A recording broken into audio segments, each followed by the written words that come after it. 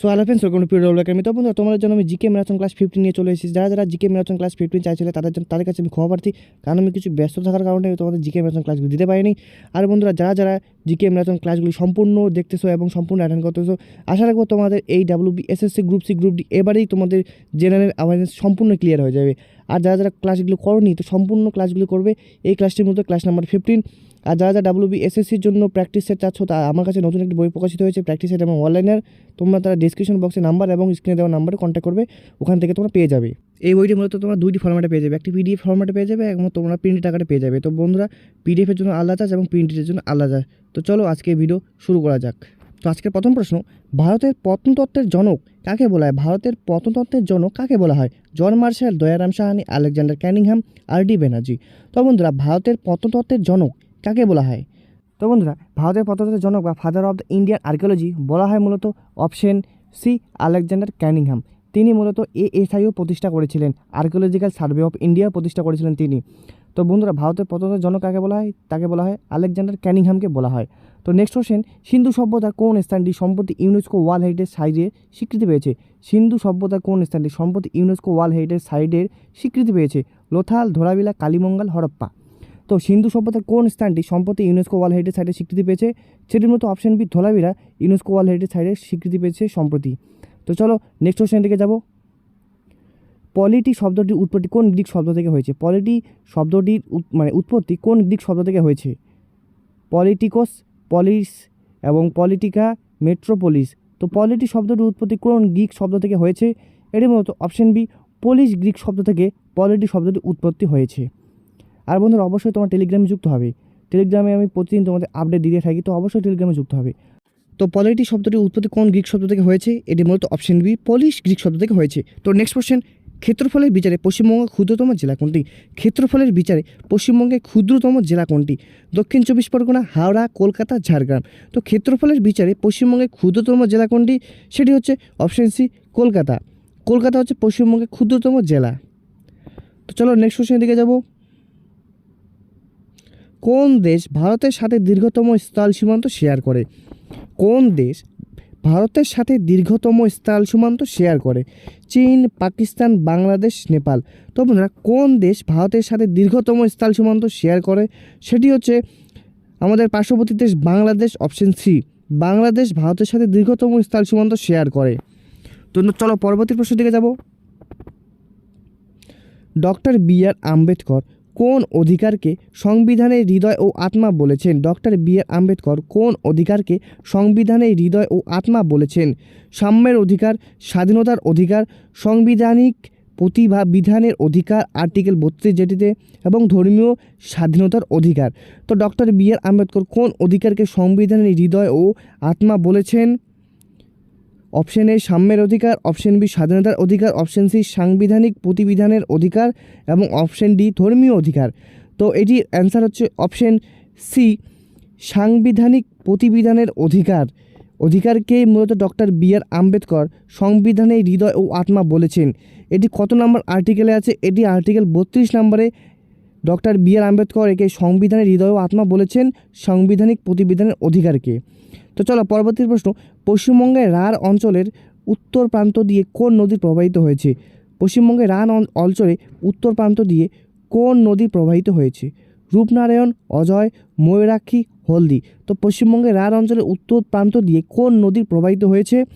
Option A Rupnarayan, option B Ajay, Mayurakshi, Haldi. তো এটি হচ্ছে অপশন সি, ময়ূরাক্ষী পশ্চিমবঙ্গের রাঢ় অঞ্চলের উত্তর প্রান্ত দিয়ে প্রবাহিত হয়েছে। তো নেক্সট কোশ্চেন, ভারতের লোকসভার প্রথম স্পিকার কে ছিলেন? ভারতের লোকসভার প্রথম স্পিকার কে ছিলেন? সুকুমার সেন, জি.ভি. মাভলঙ্কর, সোমনাথ চ্যাটার্জি, বলরাম জাখর। তো ভারতের লোকসভার প্রথম স্পিকার কে ছিলেন? সেটি হচ্ছে অপশন বি, জি.ভি. মাভলঙ্কর ভারতের লোকসভার প্রথম স্পিকার ছিলেন। খুব গুরুত্বপূর্ণ প্রশ্ন। তো পরবর্তী প্রশ্ন দিকে যাব। ভারতের প্রাচীনতম পর্বতমালা কোনটি? ভারতের প্রাচীনতম পর্বতমালা কোনটি? হিমালয়, নীলগিরি, আরাবল্লী, বিন্দু। তো ভারতের প্রাচীনতম পর্বতমালা কোনটি? এটি হচ্ছে অপশন সি, আরাবল্লী ভারতের প্রাচীনতম পর্বতমালার একটি নিদর্শন। তো পরবর্তী প্রশ্ন, কত সালে রাজ্য পুনর্গঠন কমিশন গঠিত হয়? 1950, 1952, 1953 এবং 1956। তো কত সালে রাজ্য পুনর্গঠন কমিশন গঠিত হয়? অর্থাৎ রাজ্যগুলিকে একত্রে করে একটি দেশ গঠন করার কমিশন কবে গঠিত হয়? কারণ আগে যে রাজ্যগুলি ছিল বিখণ্ডিত এবং গোছানো ছিল না রাজ্যগুলি। তো এই রাজ্য পুনর্গঠন কমিশন কত সালে গঠিত হয় স্বাধীনতার পরে? এটি হচ্ছে 1953 সালে রাজ্য পুনর্গঠন কমিশন গঠিত হয়েছিল। তো চলো পরবর্তী প্রশ্নের দিকে যাব। এনইপি 2020 অনুযায়ী 3 থেকে 18 বছর বয়সীদের জন্য নতুন শিক্ষা কাঠামো কী? এনইপি 2020 অনুযায়ী, তাহলে কী অনুযায়ী? এনইপি 2020 অনুযায়ী বা জাতীয় শিক্ষা 2020 অনুযায়ী 3 থেকে 18 বছর বয়সীদের জন্য নতুন শিক্ষা কাঠামো কী? 10 যোগ 2 নাম্বার, 5 যোগ 3 যোগ 3 যোগ 4 নাম্বারে, 5 যোগ 4 যোগ 3 যোগ 3 নাম্বারে, 8 যোগ 4 যোগ 2 নাম্বারে। তো এনইপি 2020 অনুযায়ী 3 থেকে 18 বয়সীদের জন্য নতুন শিক্ষা কাঠামো কী? তো এটি হচ্ছে অপশন বি, 5 যোগ 3 যোগ 3 যোগ 4 নাম্বারে তারা যে শিক্ষা কাঠামো হবে সেটি হবে। সেখানে 5 নাম্বার থাকবে, 3 নাম্বার থাকবে এবং আবার 3 নাম্বার থাকবে এবং 4 নাম্বারে প্রশ্ন থাকবে এনইপি 2020 অনুযায়ী। তো চলো নেক্সট কোশ্চেনের দিকে যাব। আর বন্ধুরা অবশ্যই তোমার টেলিগ্রামে যুক্ত হবে, ভিডিওটিকে লাইক করবে এবং চ্যানেলটিকে সাবস্ক্রাইব করবে, কারণ ভিডিওটা অনেক বড় আমি সেও জানি। তো অবশ্যই ভিডিওটা সম্পূর্ণ দেখবে এবং পূর্ববর্তী আমার যতগুলো ম্যারাথন ক্লাস হয়ে গেছে সমস্ত ক্লাস অ্যাটেন্ড করবে তোমরা। তো চলো, স্কুল শিক্ষায় লিঙ্গ বৈষম্য দূর করতে এনইপি 2020 কোন ফান্ডের প্রস্তাব দেওয়া হয়েছে? স্কুল শিক্ষায় লিঙ্গ বৈষম্য দূর করতে এনইপি 2020 কোন ফান্ডের প্রস্তাব দেওয়া হয়েছে? Gender equally fund, gender inclusion fund বা জিআইএফ, মহিলা এডুকেশন ফান্ড অ্যান্ড শিক্ষা ইনক্লুশন ফান্ড। তো স্কুল শিক্ষায় লিঙ্গ বৈষম্য দূর করতে এনইপি মূলত জেন্ডার ইনক্লুশন ফান্ড বা জিআইএফ ফান্ডের প্রস্তাব দিয়েছে লিঙ্গ বৈষম্য দূর করতে। তো চলো নেক্সট কোশ্চেনের দিকে যাব। জেন্ডার শব্দটি সামাজিক দিক নির্দেশন করলে শারীরিক দিক নির্দেশক শব্দটি কী? জেন্ডার শব্দটি যদি সামাজিক দিক নির্দেশন করে তাহলে শারীরিক দিক নির্দেশনের শব্দটি কী হবে? Female, sex, biology, genotype. তো জেন্ডার শব্দটি যদি সামাজিক দিক নির্দেশন করে তাহলে শারীরিক দিক নির্দেশন শব্দটি কী হবে? তো এটির অ্যান্সার হচ্ছে অপশন বি, সেক্স। তো নেক্সট কোশ্চেন দিকে যাব। আর অবশ্যই বন্ধুরা তোমরা চ্যানেলটিকে সাবস্ক্রাইব করবে এবং পুরনো ম্যাথ ক্লাসগুলি ক্লাস 1 থেকে 14 নাম্বার সমস্ত ক্লাসগুলি অ্যাটেন্ড করবে। তো চলো নেক্সট কোশ্চেন। এনইপি 2020 অনুযায়ী কোন ক্লাসের পর থেকে বৃত্তিমূলক শিক্ষা বা ভোকেশনাল বাধ্যতামূলক? এনইপি 2020 অনুযায়ী কোন ক্লাসের পর থেকে বৃত্তিমূলক শিক্ষা বা ভোকেশনাল বাধ্যতামূলক? Class 5, class 6, class 8 and class 9। তো এনইপি 2020 অনুযায়ী কোন ক্লাসের পর থেকে বৃত্তিমূলক শিক্ষা বা ভোকেশনাল বাধ্যতামূলক? সেটি হচ্ছে অপশন বি, ক্লাস 6 থেকে এনইপি 2020 অনুযায়ী বৃত্তিমূলক শিক্ষা বা ভোকেশনাল বাধ্যতামূলক। তো নেক্সট কোশ্চেন দিকে যাব। এনসিইআরটি কোন প্রকল্পের মাধ্যমে জেন্ডার স্যানিটাইজেশন পাঠ্যক্রমে যুক্ত করেছে? তো এনসিইআরটি কোন প্রকল্পের মাধ্যমে জেন্ডার স্যানিটাইজেশন পাঠ্যক্রমে যুক্ত করেছে? গলি গলি সিম সিম, জেন্ডার পাঠ, নারী প্রগতি, সমতা মিশন। তো এনসিইআরটি কোন প্রকল্পের মাধ্যমে জেন্ডার স্যানিটাইজেশন পাঠ্যক্রম যুক্ত করেছে? সেটি হচ্ছে অপশন এ, গলি গলি সিম। এটি একটি গুরুত্বপূর্ণ প্রশ্ন তোমাদের জেন্ডার স্টাডিজ থেকে। তো চলো নেক্সট কোশ্চেন। জাতীয় উচ্চ শিক্ষানীতির জন্য এবিসি কার্ডের পূর্ণরূপ কী? অর্থাৎ এবিসি কার্ডের ফুল ফর্ম কী? Annual bank of credit, academic bank of credit, all India bank of course, automated bank card. তো জাতীয় শিক্ষানীতিতে উচ্চশিক্ষার জন্য এবিসি কার্ড যে আছে সেটির ফুল ফর্ম কী? তো সেটির ফুল ফর্ম হচ্ছে একাডেমিক ব্যাংক অফ ক্রেডিট। লিঙ্গ সচেতনতা এর মূল লক্ষ্য কী? লিঙ্গ সচেতনতা এর মূল লক্ষ্য কী? কেবল মহিলাদের চাকরি দেওয়া, নারী ও পুরুষের মধ্যে সামাজিক সুযোগের সমতা, পুরুষের অধিকার কমানো, মেয়েদের আলাদা স্কুল তৈরি করা। তো লিঙ্গ সচেতনতা বা জেন্ডার অ্যাওয়ারনেসের মূল লক্ষ্য কী? তো জেন্ডার অ্যাওয়ারনেস বা লিঙ্গ সচেতনতার মূল লক্ষ্য হলো অপশন বি, নারী ও পুরুষের মধ্যে সামাজিক সুযোগের সমতা বজায় রাখাকে লিঙ্গ সচেতনতার মূল লক্ষ্য। তো নেক্সট কোশ্চেন। কম্পিউটারের স্থায়ী মেমরি কোনটি যা বিদ্যুৎ চলে গেলেও মুছে যায় না? কম্পিউটারের স্থায়ী মেমরি কোনটি যা বিদ্যুৎ চলে গেলেও মুছে যায় না? RAM, ROM, cache, buffer. তো কম্পিউটারের কোন মেমোরিটি যা বিদ্যুৎ চলে যদি যায় তখনও মোছে না? সেটি হচ্ছে option B, ROM. Read only মেমোরিকে, রোমের ফুল ফর্ম কী তাহলে? Read only memory. আর কোন মেমোরিটি বিদ্যুৎ চলে গেলেও মুছে যায় না? সেটি হচ্ছে রোম। তো নেক্সট কোশ্চেন, ভারতের প্রথম সুপার কম্পিউটারের নাম কি? ভারতের প্রথম সুপার কম্পিউটারের নাম কি? পরম, 8000, সাগা, 220, প্রাত্যাস, তারপরে অপশন ডি আদিত্যা। তো ভারতের প্রথম সুপার কম্পিউটারের নাম কি? তো ভারতের প্রথম সুপার কম্পিউটারের নাম অপশন এ পারাম 8000। আর বন্ধুরা, যদি বিশ্বের মধ্যে হয় তাহলে সেটি কি হবে? আমি তোমাদের একটা হিন্ট দিয়ে দিচ্ছি, সেটি মূলত ইউএসএ সম্প্রতিকালে এটি মানে সেই কম্পিউটারটি আবিষ্কার হয়েছে। তো সেই কম্পিউটারটি কী অবশ্যই কমেন্টের মধ্যে জানাবে। আমি কারেন্ট অ্যাফেয়ার্সে সেটি বলে দিয়েছি, যদি তুমি কারেন্ট অ্যাফেয়ার্স ক্লাসে না দেখা থাকো তো অবশ্যই কারেন্ট অ্যাফেয়ার্স ক্লাস দেখো। তো চলো নেক্সট কোশ্চেন, পিডিএফের পূর্ণরূপ কী? আগে 2027 সালে ডাব্লিউবিএসএসসিতে মূলত ডাব্লিউবিএসএসসির গ্রুপ সিতে এসেছিল জেপিজির পূর্ণরূপ কী? এইবারে আসতে পারে পিডিএফের পূর্ণরূপ কী? তো পিডিএফের পূর্ণরূপ কী? Printable document file, portable document format, personal data file, plain document folder. তো পিডিএফের ফুল ফর্ম হচ্ছে পোর্টেবল ডকুমেন্ট ফরম্যাট। তো নেক্সট কোশ্চেন দেখে যাব, কিবোর্ডের F1 যে কিটি আছে সাধারণত কোন কাজের জন্য ব্যবহৃত হয়? কিবোর্ডের যে F1 কিটি আছে সাধারণত কোন কাজে ব্যবহৃত হয়? সেভ করতে ব্যবহৃত হয়, হেল্প মেনু খুলতে ব্যবহৃত হয়, রিফ্রেশ করতে ব্যবহৃত হয় এবং শাটডাউন করতে ব্যবহৃত হয়।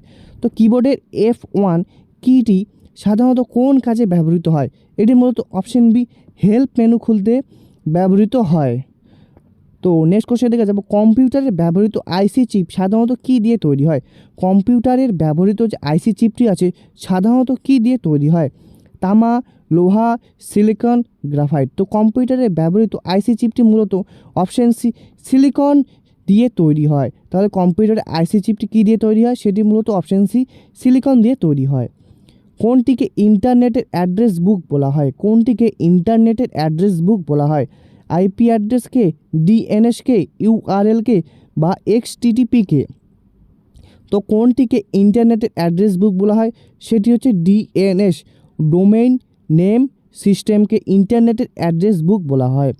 তো নেক্সট কোশ্চেন, বর্তমানে ভারতের জিডিপিতে কোন খাতের অবদান সবচেয়ে বেশি? বর্তমানে ভারতের জিডিপিতে কোন খাতের অবদান সবচেয়ে বেশি? কৃষিক্ষেত্রে, শিল্পক্ষেত্রে, পরিষেবা ক্ষেত্রে বা বৈদেশিক বাণিজ্যে? তো বর্তমানে ভারতের জিডিপিতে কোন খাতের অবদান সবচেয়ে বেশি? সেটি হচ্ছে পরিষেবা ক্ষেত্র বা সার্ভিস সেক্টর। বর্তমান ভারতের জিডিপি অবদান সবচেয়ে বেশি জিডিপিতে। তো চলো নেক্সট কোশ্চেন, ভারতের বর্তমান রিজার্ভ ব্যাংকের গভর্নরের নাম কি? ভারতের বর্তমান রিজার্ভ ব্যাংকের গভর্নরের নাম কি? উজিত প্যাটেল, রঘুরাম রাজন, শক্তিকান্ত দাস, অরবিন্দ সুব্রমণ। তো ভারতের বর্তমান রিজার্ভ ব্যাংক গভর্নরের নাম হলো অপশন সি, শক্তিকান্ত দাস। তো নেক্সট কোশ্চেন, পশ্চিমবঙ্গের লক্ষ্মীর ভাণ্ডার প্রকল্পে বর্তমানে এসসি এসটিদের কত টাকা দেওয়া হয়? পশ্চিমবঙ্গের লক্ষ্মীর ভাণ্ডার প্রকল্পের বর্তমানে যে এসসি এবং এসটি কাস্ট তাদেরকে কত টাকা করে দেওয়া হয়? 500, 1200, 1000, 1500? এটা জানবে তাই তাড়াতাড়ি দেখাই দিলাম। এটি হচ্ছে 1200 টাকা তারা পায়। পরবর্তী প্রশ্ন এবং গুরুত্বপূর্ণ প্রশ্ন, 2024 সালের তথ্য অনুযায়ী ভারতের মাথাপিছু আয় সবচেয়ে বেশি কোন রাজ্যে? এই প্রশ্নটি মূলত তোমরা অপশন দেখে করবে। এই প্রশ্নটি তোমার যেমন অপশন থাকবে তেমনই অ্যান্সার করবে। এখানে হচ্ছে অপশন এ মহারাষ্ট্র, গোয়া, সিকিম, পাঞ্জাব। এটি এখানে আপাতত অপশন অনুযায়ী সিকিম হবে। উচ্চস্তরের ডেটা অনুযায়ী অপশানে যা থাকবে তাই হবে 2024-এর মাথাপিছু আয় সবথেকে বেশি রাজ্যে। তো নেক্সট কোশ্চেন দিকে যাব, 2024 সালে ইউনেস্কো ইন্টারজিবল কালচার হেরিটেজ হিসেবে কোন নৃত্য স্বীকৃতি পেয়েছে? বিহু, গরবা, ছৌ, কথক। আর তোমাদের সবার আগে আমি বলে দিই, ইনটেনজিবল অ্যান্ড টেনজিবল কাকে বলে? ইনটেনজিবল হচ্ছে যেগুলোকে ছোঁয়া যায় না বা স্পর্শ করা যায় না, যেমন দুর্গাপূজা, যেমন নাচ, যেমন সংস্কৃতি, এগুলোকে বলা হয় ইনটেনজিবল। আর ট্যানজিবল বলা হয় মূলত যেগুলোকে ছোঁয়া যায়, যেমন মন্দির, বিভিন্ন স্তূপ এবং গুরুত্বপূর্ণ যেগুলো জায়গা আছে না, যেমন ধরো তোমাদের শান্তিনিকেতন, তেমন ধরো কোচবিহার রাজবাড়ি, এই জায়গাগুলোকে যেমন যেগুলো ছোঁয়া যায় সেগুলোকে বলা হয় ট্যাঞ্জিবল, এবং যেগুলোকে ছোঁয়া যায় না সেগুলোকে বলা হয় ইনট্যাঞ্জিবল। তো বুঝতে পারলে, এবং এখানে এই প্রশ্নটিতে আছে ইনট্যাঞ্জিবল কালচারাল হেরিটেজ হিসেবে স্বীকৃত নৃত্য পেয়েছে 2024 সালে, সেটি হচ্ছে অপশন বি গরবা। তো 2024 সালে ইউনেস্কোর ইনট্যাঞ্জিবল কালচারাল হেরিটেজ হিসেবে কোন নৃত্য স্বীকৃতি পেয়েছে, সেটি হচ্ছে অপশন বি গরবা। তো নেক্সট কোশ্চেন, ব্রিক্স গোষ্ঠীতে 2024 সালে নতুন করে কোন দেশ অন্তর্ভুক্ত হয়েছে? ব্রিক্স গোষ্ঠীতে 2024 সালে নতুন করে কোন দেশ অন্তর্ভুক্ত হয়েছে? পাকিস্তান, বাংলাদেশ, ইরান ও ইথিওপিয়া সহ 5টি দেশ এবং শ্রীলঙ্কা। তো ব্রিক্স গোষ্ঠীতে 2024 সালে নতুন করে কোন দেশ অন্তর্ভুক্ত হয়েছে, সেটি হচ্ছে অপশন সি ইরান ও ইথিওপিয়া। তো নেক্সট কোশ্চেন, 2024 প্যারিস অলিম্পিকে ভারতের জন্য প্রথম পদক কে জিতেছিলেন? Option A Neeraj Chopra, P V Sindhu, Manu Bhaker, শুটিংয়ে লক্ষ্য সেন। তো 2024 সালে প্যারিস অলিম্পিকে ভারতের জন্য প্রথম জিতেছিলেন হচ্ছে মনু ভাকের। তো next question, ICC champions trophy 2025 কোন দেশে অনুষ্ঠিত হওয়ার কথা? আইসিসি 2025 কোন দেশে অনুষ্ঠিত হওয়ার কথা? তো বন্ধুরা, আইসিসি মূলত হয়ে গেছে পাকিস্তানে। শুধুমাত্র পাকিস্তানে যেগুলো খেলা হয়েছে সেগুলোতে ভারত তারা করেনি, তারা মূলত দুবাই স্টেডিয়ামে তারা খেলেছিল। তো পরবর্তী প্রশ্ন, পশ্চিমবঙ্গে কোন খেলোয়াড় সম্প্রতি অর্জুন পুরস্কার পেয়েছেন? পশ্চিমবঙ্গের কোন খেলোয়াড় সম্প্রতি অর্জুন পুরস্কার পেয়েছেন? ঋদ্ধিমান সাহা, মোহাম্মদ শামি, মনোজ তেওয়ারি, ঝুলন গোস্বামী। তো পশ্চিমবঙ্গের কোন খেলোয়াড় সম্প্রতি অর্জুন পুরস্কার পেয়েছে? তিনি হচ্ছেন অপশন বি মোহাম্মদ শামি, সম্প্রতি অর্জুন পুরস্কার পেয়েছে। ফুটবল ইউরো কাপ 2024 কোন দেশ জিতেছে? ফুটবল ইউরো কাপ 2024 কোন দেশ জিতেছে? England, Germany, Spain, Italy. এটা হচ্ছে অপশন সি স্পেনে। তো ফুটবল ইউরো কাপ কোন দেশ জিতেছে, সেটা হচ্ছে স্পেন। টি-20 বিশ্বকাপ 2024 ম্যান অফ দ্য টুর্নামেন্ট কে হয়েছিল?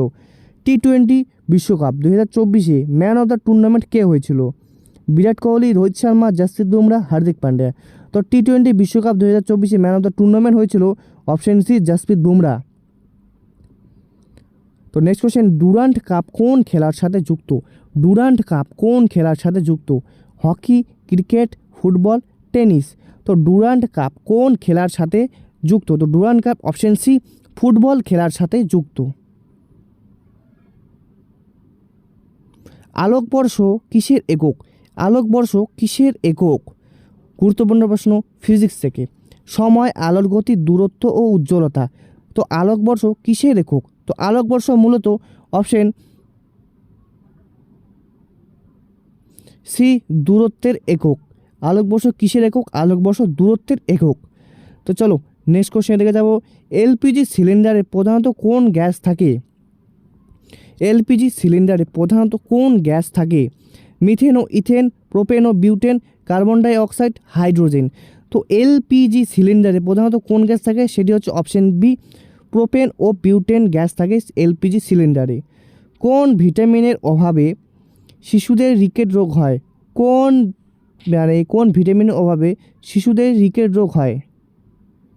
Vitamin A, vitamin B, vitamin D, vitamin K. তো কোন ভিটামিনের অভাবে শিশুদের রিকেট রোগ হয়, সেটি হচ্ছে অপশন সি ভিটামিন ডি এর অভাবে শিশুদের রিকেট রোগ হয়। তেজস্ক্রিয়তা বা রেডিও অ্যাক্টিভিটি কে আবিষ্কার করেন? তেজস্ক্রিয়তা বা রেডিও অ্যাক্টিভিটি কে আবিষ্কার করেন? Marie Curie, Henri Becquerel, Rutherford, Einstein.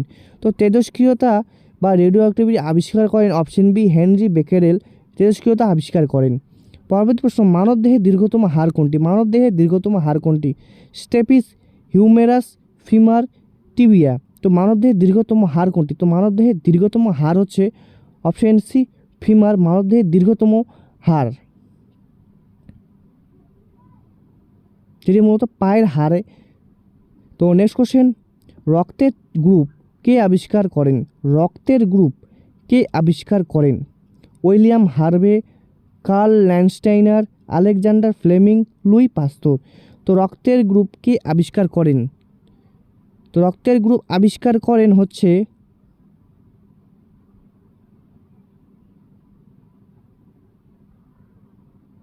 Option B curl ল্যান্ডস্টাইনার রক্তের গ্রুপ আবিষ্কার করেন। নেক্সট কোশ্চেন, এসআই পদ্ধতিতে বলের একক কী? এসআই পদ্ধতিতে বলের একক কী? Watt, joule, newton, pascal. তো এসআই পদ্ধতিতে বলের একক কি? এসআই পদ্ধতিতে বলের একক হচ্ছে option C newton. Carbon credit ধারণাটি কোন প্রোটোকলের সাথে যুক্ত? কার্বন ক্রেডিট ধারণাটি কোন প্রোটোকলের সাথে যুক্ত? Montreal protocol, Kyoto protocol, Paris চুক্তি, রামসার কনভেনশন। তো কার্বন ক্রেডিট ধারণাটি কোন প্রোটোকলের সাথে যুক্ত? এটি হচ্ছে অপশন বি কিয়োটো প্রোটোকলের সাথে যুক্ত। পশ্চিমবঙ্গের কোন অঞ্চলে ম্যানগ্রোভ ইন্টারপ্রিটেশন সেন্টার অবস্থিত? পশ্চিমবঙ্গের কোন অঞ্চলে ম্যানগ্রোভ ইন্টারপ্রিটেশন সেন্টার অবস্থিত? দীঘা, বকখালি, সোজেনখালি, হলদিয়া। তো পশ্চিমবঙ্গের কোন অঞ্চলে ম্যানগ্রোভ ইন্টারপ্রিটেশন সেন্টার অবস্থিত?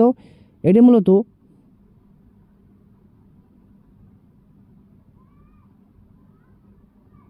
অপশন সি সোজেনখালিতে পশ্চিমবঙ্গের ম্যানগ্রোভ ইন্টারপ্রিটেশন সেন্টার অবস্থিত।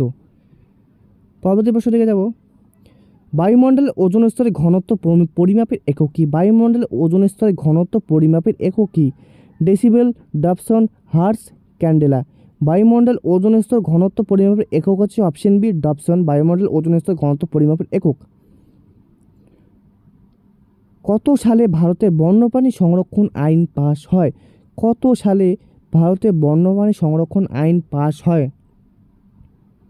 1970 সালে, 1972 সালে, 1980 সালে, 1986 সালে।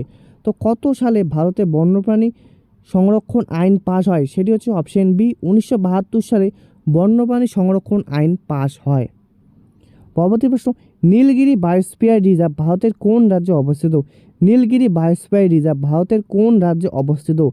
কেরালা, তামিলনাড়ু ও কর্ণাটকের সংযোগস্থলে, কেবল কেরালায় অবস্থিত, অন্ধ্রপ্রদেশে, উড়িষ্যায়। তো নীলগিরি বায়োস্ফিয়ার রিজার্ভ ভারতের কোন রাজ্যে অবস্থিত? তো নীলগিরি বায়োস্ফিয়ার রিজার্ভ ভারতের অপশন এ কেরালা, তামিলনাড়ু ও কর্ণাটক সংযোগস্থলে অবস্থিত ভারতের নীলগিরি বায়োস্ফিয়ার রিজার্ভ। তো বুঝতে পারলে যে নীলগিরি বায়োস্ফিয়ার রিজার্ভ ভারতের কোন রাজ্যে অবস্থিত? কেরালা, তামিলনাড়ু ও কর্ণাটকের সংযোগস্থলে নীলগিরি বায়োস্ফিয়ার রিজার্ভ অবস্থিত। তো পরবর্তী প্রশ্ন দিকে যাবো বন্ধুরা। অ্যাসিড বৃষ্টির জন্য মূলত কোন দুটি গ্যাস দায়ী? অ্যাসিড বৃষ্টির জন্য মূলত কোন দুটি গ্যাস দায়ী? সিও, CO2, SO2 ও NO2, O2, N2, CH4 এবং CO2। তো অ্যাসিড বৃষ্টির জন্য মূলত কোন দুটি গ্যাস দায়ী? তো অ্যাসিড বৃষ্টির জন্য যে দুটি গ্যাস দায়ী সেটি হচ্ছে অপশন বি SO2 ও NO2। অ্যাসিড বৃষ্টির জন্য এই দুটি গ্যাস দায়ী। পশ্চিমবঙ্গের রাষ্ট্রীয় গাছের নাম কি? পশ্চিমবঙ্গের রাষ্ট্রীয় গাছের নাম কি? বট গাছ, অশ্বত্থ গাছ, ছাতিম গাছ, আম গাছ। তো পশ্চিমবঙ্গের রাষ্ট্রীয় গাছের নাম হচ্ছে অপশন সি পশ্চিমবঙ্গের রাষ্ট্রীয় গাছ হচ্ছে ছাতিম গাছ।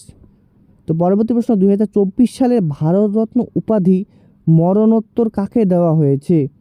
2024 সালে ভারতরত্ন উপাধি মরণোত্তর কাকে দেওয়া হয়েছে? PV নরসিমহা রাও, চৌধুরী চরণ সিং, MS স্বামীনাথন, উপরের সকলকেই। তো 2024 সালে ভারতরত্ন উপাধি মরণোত্তর কাকে দেওয়া হয়েছে? এটি মূলত উপরে সকলকেই দেওয়া হয়েছে। PV নরসিমহা রাওকেও ভারতরত্ন উপাধি দেওয়া হয়েছিল, চৌধুরী চরণ সিংকেও ভারতরত্ন উপাধি দেওয়া হয়েছিল এবং MS স্বামীনাথনকেও ভারতরত্ন উপাধি দেওয়া হয়েছিল 2024 সালে মরণোত্তর উপাধি। তো চলো নেক্সট কোশ্চেনের দিকে যাব। সবুজ সাথী প্রকল্পের লোগো কে তৈরি করেছিলেন? সবুজ সাথীর প্রকল্পের লোগো কে তৈরি করেছিলেন? বিকাশ রঞ্জন ভট্টাচার্য, মমতা বন্দ্যোপাধ্যায়, শুভেন্দু অধিকারী, অভিষেক ব্যানার্জি। তো সবুজ সাথী প্রকল্পের লোগো তৈরি কে করেছিলেন? সবুজ সাথী প্রকল্পের লোগো তৈরি করেছিলেন অপশন বি মমতা বন্দ্যোপাধ্যায়। তিনি সবুজ সাথী প্রকল্পের লোগো তৈরি করেছিলেন। তো সবুজ সাথী প্রকল্প এটি কী প্রকল্প? এটি হচ্ছে সাইকেল প্রকল্প, যে সাইকেল স্টুডেন্টদের প্রদান করে। তো নেক্সট কোশ্চেন, কোন শহরকে পশ্চিমবঙ্গের সাংস্কৃতিক রাজধানী বলা হয়? কোন শহরকে পশ্চিমবঙ্গের সাংস্কৃতিক, ভারতের না কিন্তু, কোশ্চেন গুলাই যাবে না আগে কোশ্চেনের সাথে। কোন শহরকে পশ্চিমবঙ্গের সাংস্কৃতিক রাজধানী বলা হয়? শিলিগুড়ি, কলকাতা, নবদ্বীপ, বিষ্ণুপুর, দুর্গাপুর। এটির অ্যান্সার হচ্ছে কলকাতা। যদি কলকাতা না থাকতো তাহলে সেটির অ্যান্সার হতো নবদ্বীপ। ধরো এখানে শিলিগুড়ি, নবদ্বীপ, বিষ্ণুপুর, দুর্গাপুর থাকতো তাহলে নবদ্বীপ হতো। তো পরবর্তী প্রশ্ন, ভারতের প্রথম আন্ডার ওয়াটার মেট্রো কোন শহরে চালু হয়েছে? ভারতের প্রথম আন্ডার ওয়াটার মেট্রো কোন শহরে চালু হয়েছে? মুম্বাই, কোচি, কলকাতা, চেন্নাই। তো ভারতের আন্ডার ওয়াটার মেট্রো চালু হয়েছে মূলত অপশন সি কলকাতায়। বিশ্বের উচ্চতম রেলওয়ে ব্রিজ চেনাব ব্রিজ কোথায় অবস্থিত? বিশ্বের উচ্চতম রেলওয়ে ব্রিজ চেনাব ব্রিজ কোথায় অবস্থিত? লাদাখ, হিমাচল প্রদেশ, জম্মু ও কাশ্মীর, সিকিম। তো বিশ্বের উচ্চতম রেলওয়ে ব্রিজ বা চেনাব ব্রিজ মূলত অপশন সি জম্মু কাশ্মীর অবস্থিত। তাহলে চেনাব ব্রিজ কোথায় অবস্থিত? জম্মু ও কাশ্মীরে। বিশ্বের উচ্চতম রেলওয়ে ব্রিজ হচ্ছে চেনাব ব্রিজ, যেটি জম্মু ও কাশ্মীরে অবস্থিত। কোন কোম্পানি সম্প্রতি জেমিনি নামক এআই চ্যাটবক্স লঞ্চ করেছে? তো জেমিনি নামক এআই চ্যাটবক্স কে লঞ্চ করেছে? এটা সবাই পারবে। মাইক্রোসফট, মেটা, গুগল, অ্যাপেল। তো কোন কোম্পানি এটি হবে? জেমিনি যিনি চ্যাটবক্স লঞ্চ করেছেন সেটি হচ্ছে অপশন সি গুগল জেমিনি নামক চ্যাটবক্স এআই চ্যাটবক্স লঞ্চ করেছে। পশ্চিমবঙ্গের হিমালয়ান মাউন্টেনারিং ইনস্টিটিউট কোথায় অবস্থিত? পশ্চিমবঙ্গের হিমালয়ান মাউন্টেনিয়ারিং ইনস্টিটিউট কোথায় অবস্থিত? কালিম্পং, কার্শিয়াং, দার্জিলিং, শিলিগুড়ি। তো পশ্চিমবঙ্গের হিমালয়ান মাউন্টেনিয়ারিং ইনস্টিটিউট মূলত অপশন সি দার্জিলিংয়ে অবস্থিত। ভারতের সংবিধানে কত সালে গৃহীত হয়েছিল? ভারতের সংবিধান কত সালে গৃহীত হয়েছিল? তো বন্ধুরা তোমরা গৃহীত আর কার্যকর এটার মধ্যে গুলিয়ে যাবে না। তো অপশন আগে বলি। 15 আগস্ট 1947, 26শে জানুয়ারি 1950, 26শে নভেম্বর 1949 ও 26শে নভেম্বর 1950। তো তোমরা সর্বপ্রথম বলে দিই, সংবিধান গৃহীত এবং সংবিধান কার্যকর এই দুটোর মধ্যে মানে ঘাবড়ে যাবে না। কারণ অনেক ক্ষেত্রে কী হয়, তোমরা কোশ্চেনটা পারবে, তোমরা গৃহীতর জায়গায় কার্যকর থাকে তখন তোমরা সেটা লক্ষ্য করো না, তোমরা তখন দিয়ে রাখো। এখন যেমন গৃহীত, তো গৃহীত হয়েছিল 26শে নভেম্বর 1949 সালে এবং কার্যকর হয়েছিল 26শে জানুয়ারি 1949 সালে। তো এই দুটো কোশ্চেন অনেকে কনফিউশন করে দেয়, পারা কোশ্চেনটাই কনফিউশন হয়ে যায় তখন। তো চলো নেক্সট কোশ্চেন। কম্পিউটারের অস্থায়ী মেমোরি বা ভোলাটাইল মেমোরি কোনটি? কম্পিউটারের অস্থায়ী মেমোরি কোনটি? Hard disk, ROM, RAM, flash drive এবং এটি হচ্ছে ভোলাটাইল মেমোরি হচ্ছে র্যাম।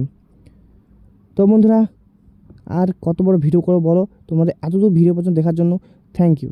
তো চলো, ইটাই রোগ কোন ধাতুর বিষক্রিয়া হয়? ইটাই রোগ কোন ধাতুর বিষক্রিয়া হয়? পারদ, ক্যাডমিয়াম, সীসা, লোহা। তো এটি ক্যাডমিয়াম। তো বন্ধুরা পরবর্তী প্রশ্ন, ভারতের কত সালে জিএসটি চালু হয়েছিল? ভারতের কত সালে জিএসটি চালু হয়েছিল? 1 এপ্রিল 2017, 1 জুলাই 2017, 1 জানুয়ারি 2018, 1 জুলাই 2016। তো কত সালে ভারতের জিএসটি চালু হয়েছিল? জিএসটি চালু হয়েছিল মূলত অপশন বি 1 জুলাই 2017 সালে জিএসটি চালু হয়েছিল। তো বন্ধুরা আজকের ভিডিও এতটুকুই। ধন্যবাদ ভিডিওটিকে সম্পূর্ণ দেখার জন্য। আর যদি তোমরা সম্পূর্ণ ভিডিও না দেখে থাকো তো অবশ্যই সম্পূর্ণ ভিডিওটা দেখবে, যারা স্কিপ করছো তারা দেখবে। তো চলো বন্ধুরা বেশি দেরি করবো না, আর তোমরা পূর্ববর্তী যতগুলো ম্যারাথন ক্লাস হয়ে গেছে সবগুলো ক্লাস করবে। আর এই চ্যানেলে মূলত WBSSCর ফুল সিলেবাস জেনারেল অ্যানালাইসিস আমি করাই, তো অবশ্যই দেখবে। তো আজকের জন্য বাই বাই বন্ধুরা, থ্যাংকস ফর ওয়াচিং।